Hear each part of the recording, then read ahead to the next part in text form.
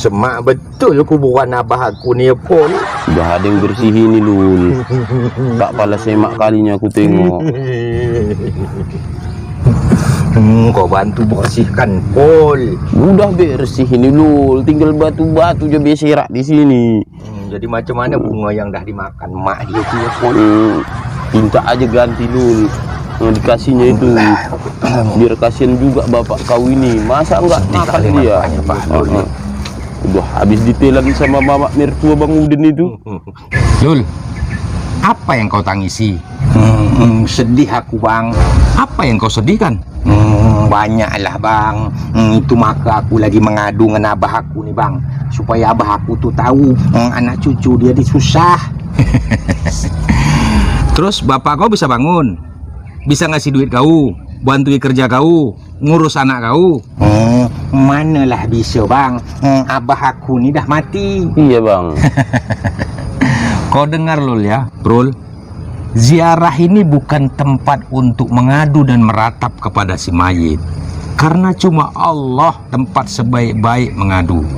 Rasul mengizinkan kita ziarah kubur sebagai nasihat bagi yang hidup, bahwa kita juga akan kembali menyusul mereka yang sudah lebih dulu menjumpai Allah Subhanahu wa Ta'ala. Bahwa hidup ini tidaklah kekal. Hidup seperti uap yang hanya kelihatan sebentar lalu pergi lagi.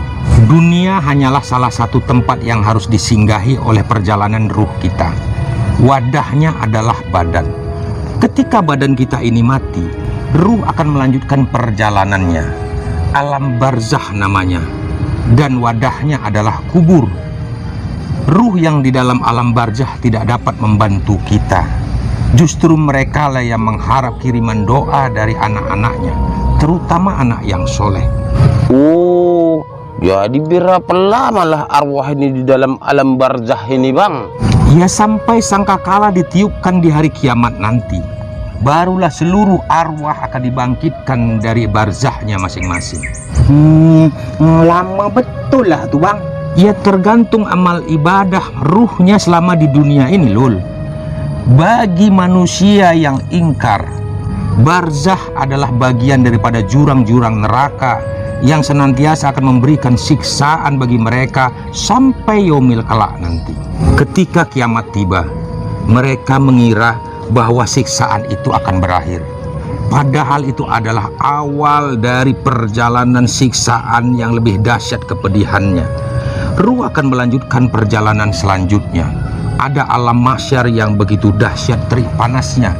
Bumi yang dipijak dapat melelehkan isi kepala, bahkan diiktibarkan.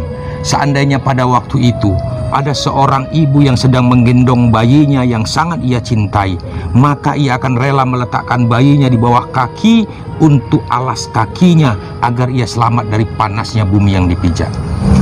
Berapa lama kita berada di alam mahsyar itu? Wallahu a'lam. Apakah sudah berhenti sampai di situ? Belum. Ruh akan melanjutkan perjalanan di alam selanjutnya. Ada alam hisab yang begitu dahsyat penghisapannya. Ada sirat dalam 1500 tahun perjalanan.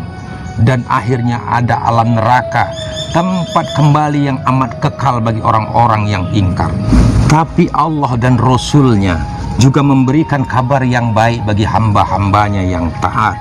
Alam barzah ini menjadi bagian dari taman-taman surganya Allah Subhanahu wa Ta'ala. Orang-orang yang taat nanti akan dibangkitkan di padang mahsyar seperti bangunnya para pengantin dari malam pengantinnya.